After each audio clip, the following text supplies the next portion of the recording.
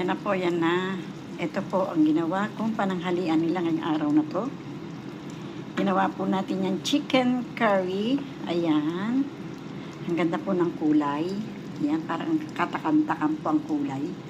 Ayan. Hindi pa siya paluto, pero pinakita ko na po sa inyo para naman mapagsamantalahan ko. Mapagsamantalahan kong makita ninyo. Ayan po. Nakulo pa siya. Ayan.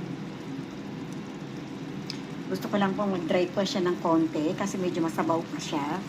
Masarap po yun ng medyo matuyo-tuyo ng konti siya. Ayan. Chicken curry po yan.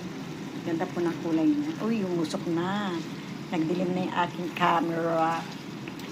Pero malapit na po siya mag-dry. Ayan o, malapit na siya mag-dry. Ayan.